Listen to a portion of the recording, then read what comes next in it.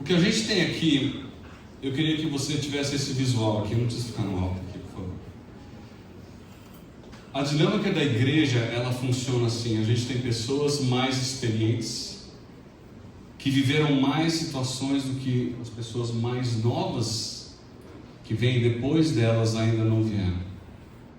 E ela, como mais experiente, pode ajudar o Israel em situações da vida de Israel que ele ainda não passou. Ao passo que Israel pode ajudar o pastor Eduardo em situações que o pastor Eduardo ainda não passou e vai passar. Assim como o pastor Eduardo pode ajudar o pastor Márcio Juque, o pastor Márcio Juque pode ajudar o Paulo pode ajudar o Lucas. Por que eu falo isso? Ontem a gente falou muito sobre confissão de pecados e sobre a nossa caminhada com Cristo. A caminhada, ela foi designada por Deus para acontecer dentro da dinâmica da igreja. Mas se eu vivo domingo após domingo na igreja sem conhecer as pessoas que estão ao meu lado, eu não vou ser por elas encorajado, e eu nem vou poder encorajá-las com as questões da minha vida. Então você precisa entender que você tem um papel essencial na vida do seu irmão, como seu irmão tem um papel essencial na sua vida. Isso inclui pastores e inclui não pastores. Nós estamos caminhando junto nisso. Então, vocês podem, por favor, voltar? Obrigado pela minha ajuda visual.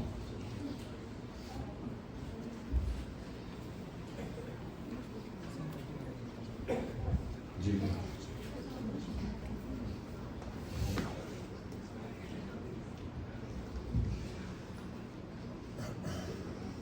Essa dinâmica ela é muito importante para nós vencermos o pecado. E o que muitas vezes acontece, especialmente em igrejas grandes como a nossa, é que é fácil a gente se esconder. É fácil a gente entrar domingo e sair domingo sem conversar com ninguém. Eu estou na correria. E a gente precisa avaliar muitas vezes se esse estou na correria não é porque a gente quer esconder coisas que estão acontecendo na nossa vida. E uma coisa que eu queria dizer para você como um encorajamento, e aqui no seminário a gente é muito encorajado nisso quando a gente estuda aqui, é investir na vida de irmãos. Chama alguém talvez que você não conhece, chama para ir na sua casa. Eu quero saber o que você faz, quais são suas lutas, como que eu posso orar por você. No outro domingo alguém vai te chamar, outra pessoa vai te chamar para ir na sua casa. Crie esse hábito, talvez uma vez por mês, talvez uma vez a cada 2 meses. Escolha casais, famílias específicas, tanto de pessoas mais velhas que podem abençoar você, como pessoas que estão num momento anterior ao seu. A família está num momento posterior ao seu. Ficou difícil isso aqui. Eles são mais novos que você, tá? Para ver aqui. Mas crie esse hábito, gente. Alguns de vocês já foram lá em casa, a gente já tem marcado para outros irem. Aqui mesmo no refeitório, não procure sentar só com as pessoas que são seus amigos que você conhece. Pega alguém pelo braço que você não conhece. Cara, eu queria conhecer um pouco da sua vida, como que eu posso orar por você? Essa dinâmica toda vai ajudar você no seu crescimento espiritual. Porque você vai saber de certa maneira que tem alguém para quem você tem que prestar contas do que você faz. Se você olhar a dinâmica dos grandes homens da Bíblia que pecaram, você vai olhar Uzias, o próprio Saul, Davi, como a gente viu ontem, eles chegaram num patamar que eles achavam que não deviam satisfação para ninguém. E aí foi a queda deles. Então é só uma dinâmica, isso não tem nada a ver com mensagem não, tá? Não vou começar a contar o tempo agora, tá, pastor? Não desconta isso não. Vamos lá. Muito bom, irmãos, estar com vocês esses dias aí. Para mim tem sido uma bênção, para nós como família tem sido uma bênção. A diferença entre Saul e Davi, basicamente é que Davi mantinha na frente dele a palavra de Deus. Saul mantinha ele à frente de tudo. Isso foi a queda de Saul. Foi a desgraça de Saul. Ao passo que para Davi foi o que recuperou Davi. Porque ele tinha um parâmetro que ele poderia comparar a sua vida do que ele estava vivendo para aquilo que ele deveria voltar a viver. Eu queria olhar com vocês hoje, e eu não vou usar PowerPoint, hoje vai ser uma coisa bem mais tranquila, mais rápida até, para Provérbios capítulo 28, versículo 13. Você pode abrir aí. A gente não vai ficar só nesse texto, a gente vai olhar para vários textos, mas esse texto, ele é a dinâmica essencial do que eu quero tratar com você nessa manhã. É um texto conhecido, um texto que muitos de nós memorizou quando era criança. A NVI vai dizer: quem esconde os seus pecados não prospera, mas quem os confessa e os abandona encontra misericórdia. A Revista Atualizada vai dizer: o que encobre as suas transgressões jamais prosperará, mas o que as confessa e deixa alcançará misericórdia. Esse versículo ele trata da teologia do perdão no Antigo Testamento. Ele é uma espécie de 1 João 1,9 do Antigo Testamento, ou talvez eu deva dizer que 1 João 1,9 é o Provérbios 18,13 do Novo Testamento. 1 João 1,9, se você está lembrado, é: se confessarmos os nossos pecados, Deus é fiel e justo para nos perdoar os pecados e nos purificar de toda injustiça. Não para só no perdão, o trabalho de Deus é muito, muito belo. Eu quero propor então para você uma análise rápida desse versículo e propor 3 ações que nos tiram do caminho do travamento espiritual e nos colocam numa trilha de crescimento espiritual, que é o que nós desejamos. Uma ação das 3 deve ser abandonada e as outras 2 ações devem ser colocadas no lugar dessa que foi abandonada. Agora, antes de nós olharmos para esse versículo, eu queria que você abrisse no Salmo 51. O Salmo 51, eu falei para você que a gente ia dar uma continuidade no que aconteceu com Davi. O Salmo 51 é um dos 2 salmos atribuídos a ele depois desse evento da confrontação que Natan fez com ele com relação ao seu pecado de adultério e assassinato. Vulgo latrocínio, né? Roubo seguido de morte. Roubou a esposa dele e matou o cara. Se você não entendeu, ainda não fez a ligação, agora você fez. Lá no Salmo 51, a gente conhece alguns versículos específicos desse salmo, mas ele nada mais é do que uma descrição de como Davi sofreu ao longo desse tempo em que ele não confessou o seu pecado.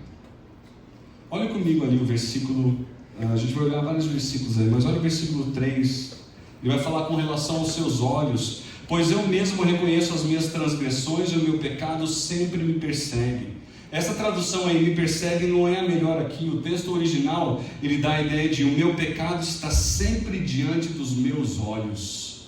Eu estou sempre lembrando daquilo que está acontecendo. Então tenta pensar que Davi ficou 9 meses a 1 ano com essa situação diante dele. Ele constantemente via o pecado dele. Versículo 6, olha o que fez com a mente dele: sei que desejas a verdade no íntimo e no coração me ensinas a sabedoria. Davi então ele volta a valorizar a instrução do Senhor que ele mesmo tinha abandonado para poder cumprir esse pecado. Versículo 8, os ouvidos e os ossos, faze-me ouvir de novo o júbilo e a alegria, e os ossos que esmagaste exultarão. A condição do pecado dele era de surdez espiritual e de sofrimento físico. Ele está dizendo aqui, versículo 10, com relação ao coração dele, ele diz: cria em mim um coração puro, ó Deus, e renova dentro de mim um espírito estável. O coração de Davi estava destruído, estava esmagado pelo pecado, e ele precisava da intervenção divina para ele voltar. Versículo 11, não me expulses da tua presença, nem tires de mim o teu Santo Espírito. O papel do Espírito Santo no Antigo Testamento, na maioria das vezes, era um sinal de capacitação. Davi não tinha essa capacidade sem o Espírito de Deus. Davi está dizendo: por favor, Deus, não tire isso de mim, eu preciso do Senhor. Versículos 12, ele diz: versículo 12, ele diz: devolve a alegria da tua salvação e sustenta-me com um espírito pronto a obedecer. Ao contrário do que se pensa quando nós estamos diante do pecado, a alegria, ela vem da orientação divina e do foco daquilo que a salvação representa. Versículos 13, 14 e 15, ele diz: então ensinarei os teus caminhos aos transgressores. Perceba o que Davi está falando aqui. Mas você acabou de cair no adultério e você vai ensinar? Vai ensinar. Porque essa é a dinâmica da sua vida e da minha vida. Nós caímos e Deus nos levanta. E a gente ajuda outras pessoas a levantarem. Livra-me da culpa dos crimes de sangue, ó Deus. Ó Deus da minha salvação. E a minha língua aclamará a tua justiça. Ó Senhor, dá palavras aos meus lábios, a minha boca anunciará o teu louvor. A boca de Davi, que havia anunciado ordens para ocultar o seu pecado, para assassinar pessoas inocentes e condenar aquele culpado na história de Natã. Agora, ele quer voltar a usar a sua boca para quê? Para louvar a Deus. Davi foi moído, Davi foi destruído durante esses meses em que ele não confessou o seu pecado. Espiritualmente moído e fisicamente moído. Perceba como o pecado é devastador na nossa vida, e o que nós temos aqui é uma espécie de raio-x, de uma ressonância, uma tomografia de Davi depois do seu pecado. Talvez de um ângulo semelhante aí o Salmo 32, que também é um salmo conhecido e é um salmo que ele escreveu provavelmente nessa situação. Diz o seguinte, versículos 3 e 4: enquanto escondi os meus pecados, o meu corpo definhava de tanto gemer. Eu não sei se você já esteve perto de pessoas que estavam com dores que elas não conseguiam aguentar. E a única coisa que elas conseguiam fazer era gemer de dor. É assustador. Davi está dizendo, isso aconteceu comigo por causa do meu pecado. E gente, não foi da noite para o dia, eu volto a falar, foi entre 9 meses e 1 ano que isso aconteceu. Ele continua dizendo, pois de dia e de noite a tua mão pesava sobre mim. A Bíblia fala que Deus castiga os seus filhos porque Ele ama os seus filhos. Davi sofreu o castigo de Deus. Dia e noite ele vai dizer, a minha força foi se esgotando como em tempo de seca. Eu creio então que com isso em mente Salomão escreveu, inspirado por Deus, aquele que esconde o seu pecado jamais prosperará. Vamos olhar para esse versículo com detalhes agora, e é isso que eu quero trabalhar com você nessa manhã. Primeira coisa que ele diz assim, a pessoa que esconde ou oculta, depende da tradução que você está olhando. Eu queria que você abrisse rapidamente em Jó capítulo 31. Jó capítulo 31 é um dos capítulos chave para a gente entender a história de Jó. Quando nós lemos a história de Jó, nós somos muito tentados, erradamente tentados, a pular do capítulo 2 para o 42. E a gente fala, antes eu te conhecia, só de ouvir falar, tá. Mas o que aconteceu antes? Ou no meio? E Jó 31 é um desses capítulos chave, porque nesse capítulo, Jó faz uma espécie de inventário espiritual para argumentar com Deus. Deus, eu quero mostrar para o Senhor porque que eu estou bem na fita. E ele vai mostrar para Deus, e gente, esse capítulo revela porque que Deus, lá no capítulo 1, vira para o diabo e fala assim, você viu meu servo Jó? Viu como o cara é top? Olha comigo os versículos 1 a 4. Ele vai falar de uma série de coisas. 1 a 4 ele vai falar sobre o olhar cobiçoso. Ele diz assim, fiz acordo com os meus olhos de não olhar com cobiça para as moças, pois qual é a porção que o homem recebe de Deus lá de cima? Qual é a herança do Todo-Poderoso que habita nas alturas? Não é ruína para os ímpios, desgraça para os que fazem o mal? Não vê ele os meus caminhos e não conta cada um dos meus passos? Jó está dizendo aqui, eu fiz um acordo com os meus olhos, porque Deus sabe aonde eu estou olhando e qual é a intenção dos meus olhos. E eu quero ser correto nisso. Versículos 5 a 8, ele vai falar sobre a falsidade. Ele vai dizer assim, se me conduzi com falsidade, ou se meus pés se apressaram a enganar, que Deus me pese em balança justa. Gente, quem tem coragem de falar isso? E saberá que não tenho culpa. Se os meus passos se desviaram do caminho, se o meu coração foi conduzido pelos meus olhos, ou se as minhas mãos foram contaminadas, que os outros comam o que semeei e que as minhas plantações sejam arrancadas pelas raízes. Olha o que Jó está dizendo aqui, eu sou um cara íntegro. Se essa não for a verdade, que eu perca tudo que eu tenho. Versículos 9 a 12, ele vai falar sobre a impureza moral. Ele vai dizer assim: se o meu coração foi seduzido por alguma mulher, ou se fiquei à espreita junto à porta do meu próximo, que é minha esposa moa cereal de outro homem, e que outros durmam com ela, pois eu teria cometido ato vergonhoso, crime merecedor de julgamento. Isso seria como um fogo que consome até a destruição, teria extirpado a minha colheita. Versículos 13 e 14 vai falar da injustiça para com os seus servos. Se neguei justiça aos meus servos e servas, quando reclamaram contra mim, que farei quando Deus me confrontar? Que responderei quando chamado a prestar contas? Aquele que me fez no interior da minha mãe não os fez também? Não é o mesmo que nos formou no ventre materno? Versículos 16 a 22, ele vai falar sobre a insensibilidade às pessoas que têm necessidade. Se não atendi aos desejos dos pobres, ou se fatiguei os olhos das viúvas, se comi o meu pão sozinho, sem compartilhar com os órfãos, porque desde a minha juventude os criei como um pai, e desde o nascimento guiei as viúvas. Se vi alguém morrendo por falta de roupa, ou um necessitado sem cobertor, e se o seu coração não me abençoou, porque eu aqueci com a lã das minhas ovelhas, se levantei a mão contra os órfãos, babei aqui no meu celular, desculpa, ciente da minha influência no tribunal, que o meu braço descaia do ombro e se quebre nas juntas. Ele está dizendo: eu sou correto, Deus. Ele está colocando que a vida dele é uma vida que tem padrões corretos. Ele fala: se não for assim, que eu sofra a consequência do que está acontecendo. Versículos 24 e 28.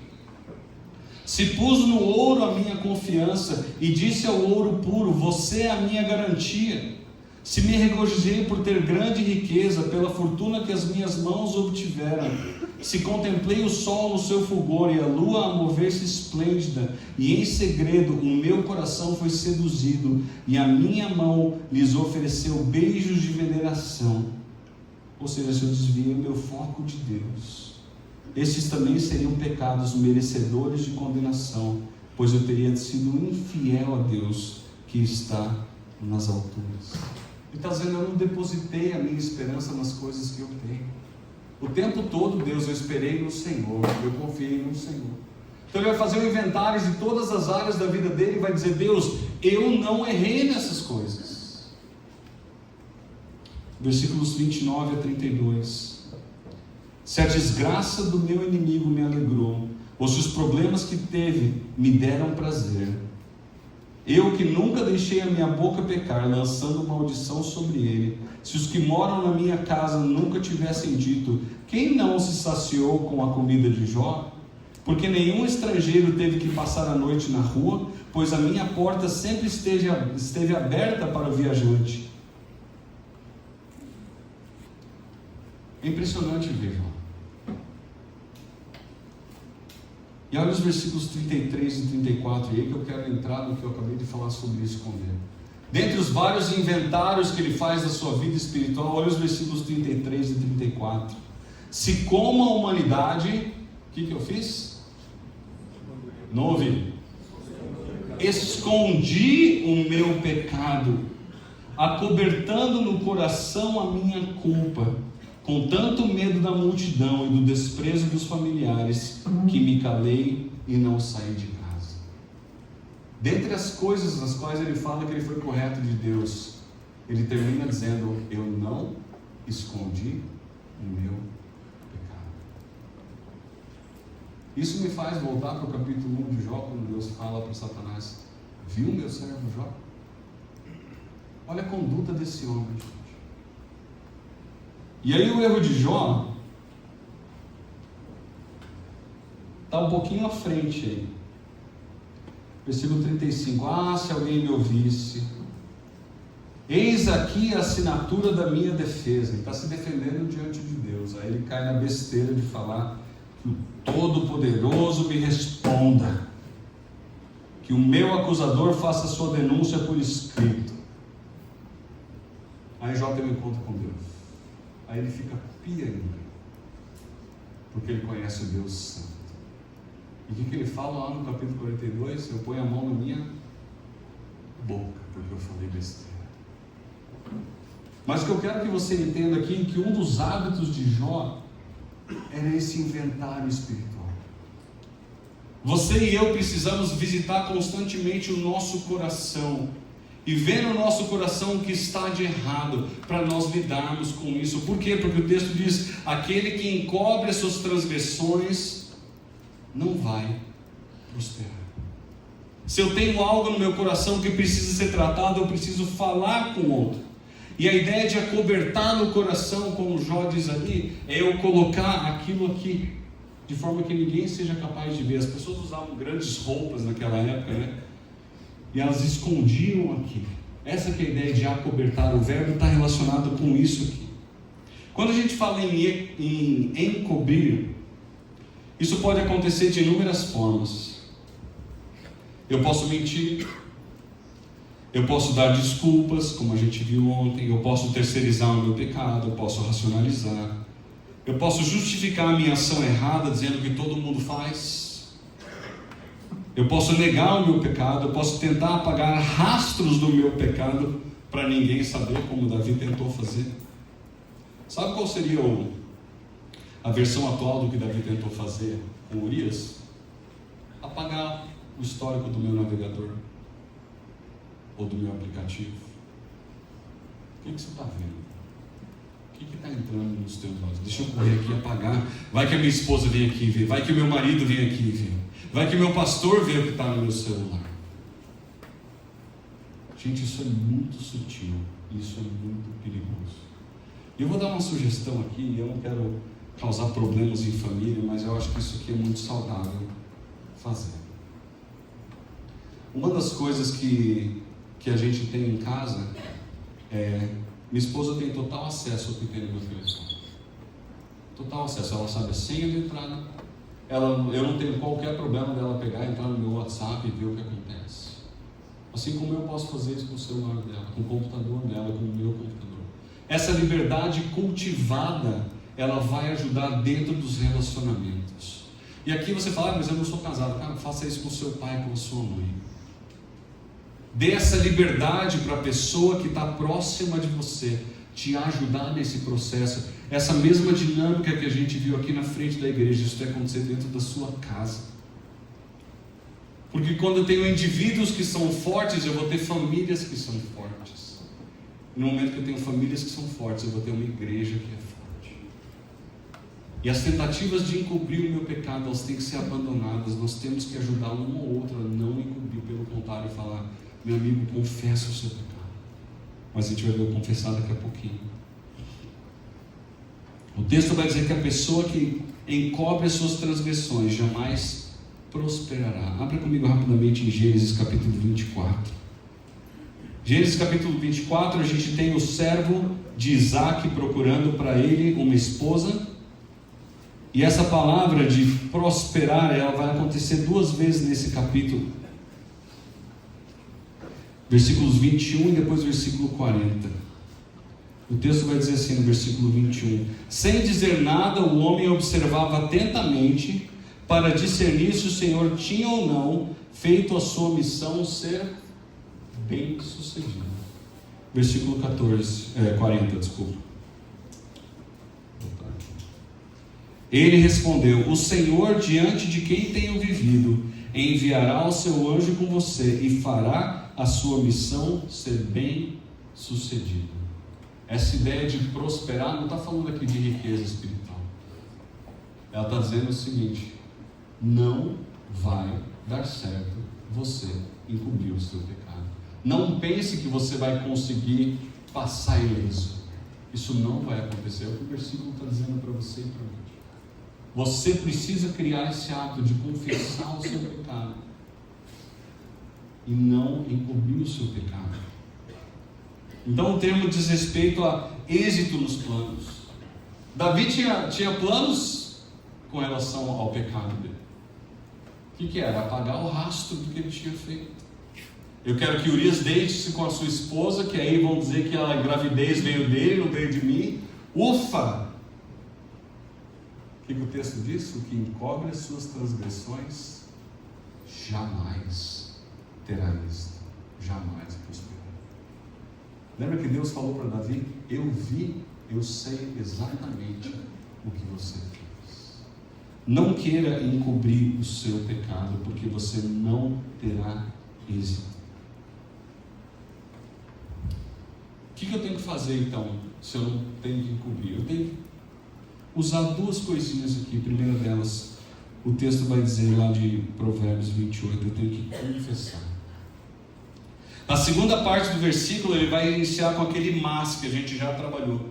O que encobre as suas transgressões jamais prosperará, mas, e aí indica mudança de direção, como a gente já trabalhou isso aí, aquele que confessa e deixa alcançará a misericórdia. E ele começa esse mais dizendo: a primeira coisa que eu tenho que fazer, ou seja, o oposto de encobrir, é confessar. O que é confessar? Basicamente a palavra, e o pastor Darcy falou isso outro dia no sermão, é você dizer a mesma coisa que Deus acerca do seu pecado. É dizer: eu pequei fazendo isso, isso, isso. Essa atitude é pecaminosa por isso, por isso, por isso. É você concordar com Deus na sua definição de pecado. Isso significa confessar o seu pecado. Quando os nossos filhos têm atritos lá e eles precisam pedir perdão um para o outro, qual que é o natural deles? Perdão, virou isso aí. Não, volta. Você vai dizer para o seu irmão ou para a sua irmã por que você está pedindo perdão. Eu quero pedir perdão porque eu bati em você. Percebe a diferença? Perdão, virei as costas, acabou. Eu não estou lidando com a situação.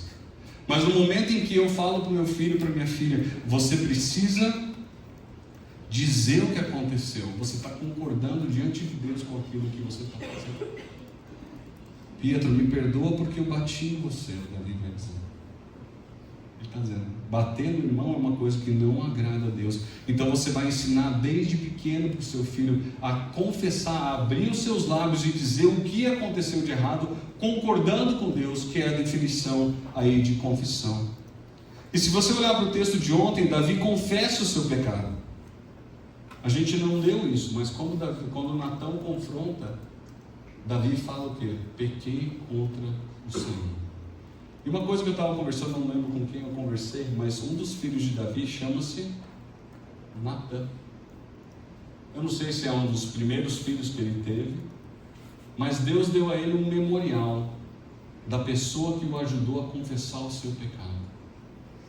E eu imagino que todas as vezes que ele falava, chamava o filho Natã, passava um filme na cabeça dele muito rápido. Não só do erro, mas também da libertação que ele teve por confessar o seu pecado. A confissão, ela produz alívio, produz liberdade, produz perdão, ela produz um novo começo. Eu gosto muito da frase do pastor Carlos Oswaldo, que ele dizia, professor também, né?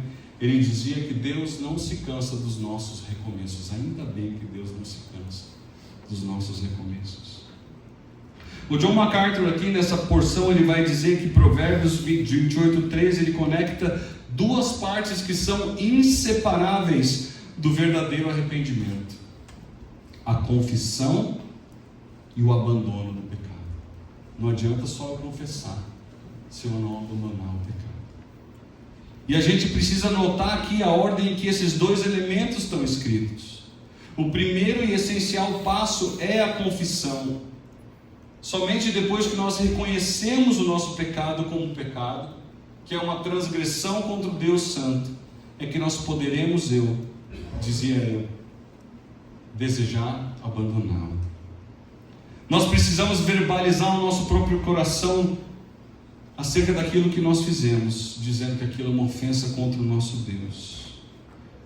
Vocês todos acompanharam aí o meu tratamento, se não todos, a maioria de leucemia.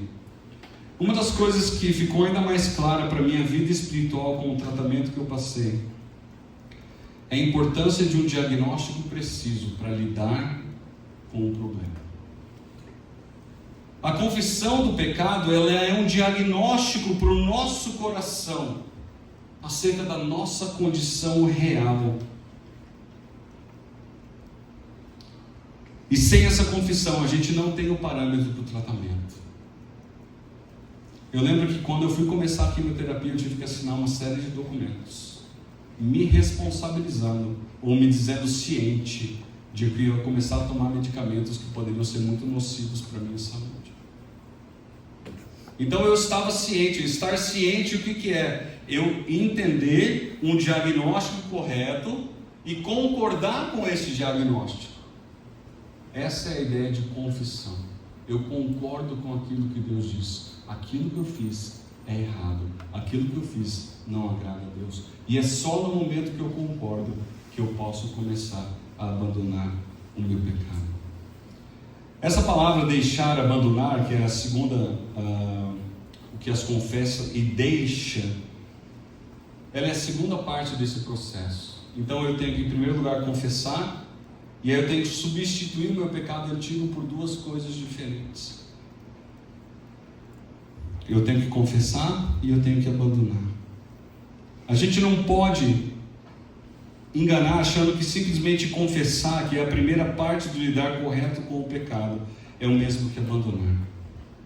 Depois de eu dizer a mesma coisa que Deus a respeito do meu pecado, a segunda coisa que eu tenho que fazer é abandonar o meu pecado. É interessante que esse termo deixar, abandonar, ele diz respeito, anote isso aí, ele diz respeito a cortar relações, romper laços. Essa que é a ideia. Eu preciso romper laços com aquele pecado. Aquele hábito que eu tinha, eu preciso cortar isso. Não posso mais dar a mão para ele, eu tenho que soltar a mão. Ele tem que ir numa direção, eu tenho que ir na outra direção. Deixar o seu pecado significa que você não mais vai buscar a direção daquele pecado. Você vai caminhar numa outra direção, porque você entende que essa é a direção que Deus quer que você caminhe.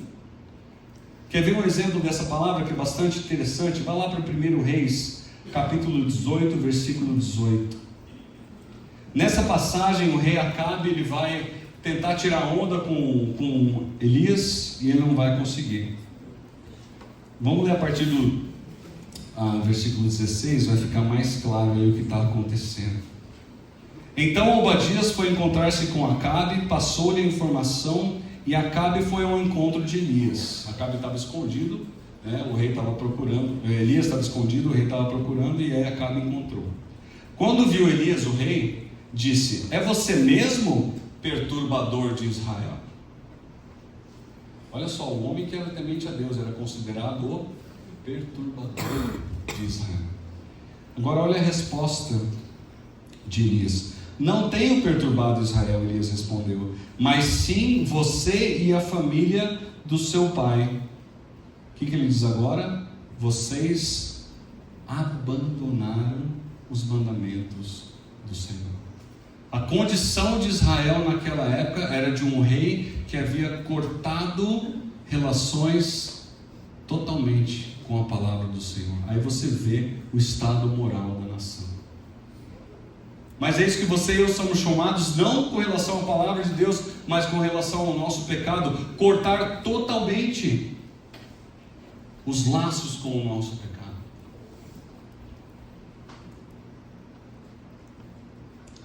Outra possibilidade do termo é romper totalmente relações antes cultivadas.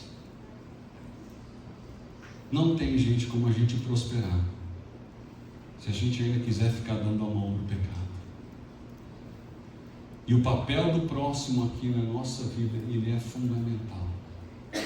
Talvez você não tenha liberdade de falar com o seu pai, com a sua mãe, você tenha vergonha de falar sobre certas coisas, vai conversar com o seu pastor, com a sua liderança, com talvez o líder do seu PG. Mas você precisa tomar atitudes que vão ajudar você a abandonar o seu pecado, a cortar essa relação. Alguém que talvez vai chegar para você dia a dia: meu irmão, como é que está a sua pureza moral hoje? E aí você vai ter que responder. um parceiro de cobrança, preferivelmente do mesmo sexo. Eu chegava, vou usar o exemplo do Celso aí, o meu amigo ali que dá aula na Shemar junto comigo, fala: Celso, me cobra semanalmente como é que anda a minha vida moral. Isso é sadio para a minha vida, porque ele vai ser um encorajamento para eu cortar a relação com aquilo que talvez esteja errado. Perceba que essa dinâmica da igreja, ela não está simplesmente em encorajar o próximo, ela está relacionada ao nosso pecado e como nós lidamos com o nosso pecado. Você não pode viver na sua própria bolha. Você não foi chamado para Deus para viver na sua própria bolha. Você foi chamado a viver lado a lado com outras pessoas que têm lutas semelhantes às suas e que talvez tenham vencido em áreas que você ainda não venceu, e você pode se beneficiar disso, ao passo que você está no momento em que você pode ajudar alguém que ainda não passou, ou está começando a passar por aquilo, e ajudar essa pessoa a vencer. E o versículo vai dizer: aquele que encobre as suas transgressões jamais terá êxito, que a gente viu. Mas aquele que confessa, ou seja, diz aquilo que Deus diz acerca do pecado, e abandona esse pecado, corta os laços com esse pecado, ele vai alcançar misericórdia. E gente, o que é cortar laço? Talvez você vá mudar a rota que você faz para algum lugar, porque dependendo de onde você passa, você pode pecar. Talvez seja cortar relacionamentos, amizades que não são sadias para você. O que Paulo vai falar em 1 Coríntios 15? Sobre a amizade corrompendo a vida das pessoas. As más amizades, o quê? Corrompem os bons costumes. E essa avaliação é uma avaliação que só você pode fazer. Eu preciso me aproximar de pessoas que vão me aproximar de Deus, e eu preciso me distanciar de pessoas que vão me distanciar de Deus. Ah, mas você não conhece meus amigos, Henrique. Eles não temem a Deus, mas eles não são. Eu não preciso conhecer os seus amigos para dizer isso. A pessoa que não teme a Deus, ela não tem o intuito de te aproximar de Deus. Então ela não é alguém que deve contar com o seu tempo como alguém que quer te aproximar de Deus. Pastor Charles Santos Mello foi meu pastor de jovens, ele é cunhado do pastor Eduardo. Ele dizia que amigo é aquela pessoa que mais te aproxima de Deus. É para você parar para pensar nesse momento. Quem tem sido os meus amigos? Alguns de vocês têm a realidade de morar fora de casa, porque vocês estão estudando. Quem tem sido os seus amigos? Alguns de vocês têm negligenciado as amizades possíveis dentro da igreja, porque os seus amigos de fora me dão experiências mais legais. Cara, isso é um caminho perigoso. Porque essas pessoas não vão te ajudar a confessar o seu pecado e abandonar, pelo contrário, se tem uma coisa que elas vão tentar te ajudar a fazer é encobrir o seu pecado. Nós que já temos uma idade um pouco maior, eu estou com 45, a gente não está mais naquele ambiente de faculdade, mas a gente tem os colegas de trabalho. Quem são aqueles colegas de trabalho que mais influenciam vocês? E gente, os ambientes de trabalho têm sido cada vez mais nocivos, porque as pessoas só reclamam, fofocam, querem derrubar umas às outras. Elas não têm uma palavra de encorajamento, a não ser que seja benéfico para elas. Nós precisamos buscar pessoas que vão nos aproximar de Deus. E o melhor lugar para a gente fazer isso é no ambiente da igreja. Eu queria terminar e como eu falei para vocês, é bem mais breve do que nos outros estudos. Eu queria que você olhasse comigo para Miqueias capítulo 7. Porque ele vai falar da promessa que nós temos quando nós confessamos e abandonamos o nosso pecado. Olha o que Deus faz com o nosso pecado.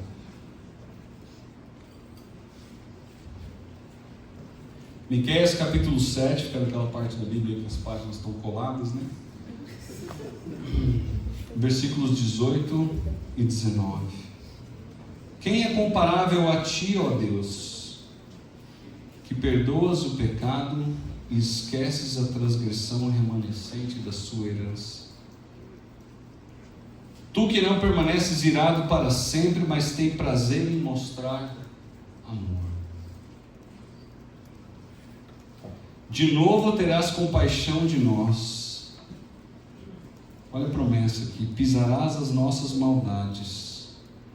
E uma figura que ele vai usar aqui: atirarás todos os nossos pecados. Aonde? Nas profundezas do mar. Esse é o perdão de Deus, gente. Esse é o perdão que está disponível para você e para mim.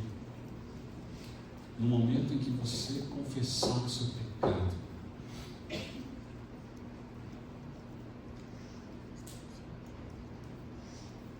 Pais, confessem seus pecados. Esposas, confessem seus pecados. Se você tem errado com seus filhos, confesse o seu pecado aos seus filhos. Peça perdão a eles. Filhos, abandonem as amizades que não vão te ajudar a se aproximar de Deus. Deus faz grande provisão para você dentro da igreja, com amizades que podem ser extremamente benéficas para você. E quando eu falo benéficas, é aproximando você do Senhor. Abandone o seu pecado. A primeira noite uma pessoa chegou para mim e falou assim: mas você não vai falar sobre a família bem-aventurada? Até agora eu não toquei nisso diretamente. Mas eu posso usar esse versículo de Provérbios para trazer uma premissa como a que a gente viu ontem. Família bem-aventurada, ela é composta de pessoas que não encobrem seus pecados, mas confessam e deixam. Você quer ser uma pessoa bem-aventurada, você precisa deixar de encobrir os seus pecados, confessando e abandonando. Se você fizer isso como marido, você vai ser o melhor marido. Se você fizer isso como esposa, você vai ser a melhor esposa. E os dois têm que fazer. Os dois juntos vão ser melhores pais fazendo isso. E vão ser exemplo para os filhos fazer a mesma coisa. Mas não só no ambiente da família, no ambiente da igreja. Eu vou poder falar: nossa, pastor Eduardo, que legal a maneira como o senhor lidou com isso. Eu nunca tinha parado para pensar dessa maneira. Obrigado, o senhor me edificou com a sua atitude. Lembra do que nós vimos ontem, de que tem 4 direções que você tem que olhar antes da tentação? Para trás, lembrando o quê? Vamos ver se você lembra. Das bênçãos de Deus. Para frente, lembrando, o salário do pecado é a morte. Ao seu redor, pensando nas pessoas que serão afetadas pelo seu pecado. E para cima, pedindo graça a Deus. Gente, os nossos relacionamentos, eles têm um propósito. É o nosso crescimento espiritual. E nós só seremos bem-aventurados no momento em que nós abandonarmos a nossa conduta pecaminosa, confessarmos e substituirmos essas condutas, Efésios capítulo 4, por coisas que agradam ao Senhor. Eu queria que você abaixasse sua cabeça e fechasse seus olhos.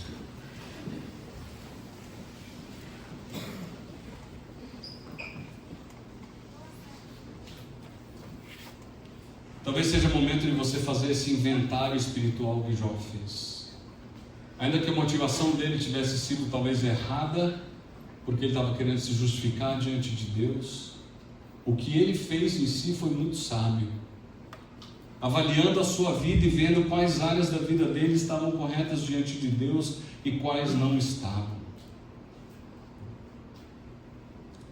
Eu queria dar um momento para você fazer isso.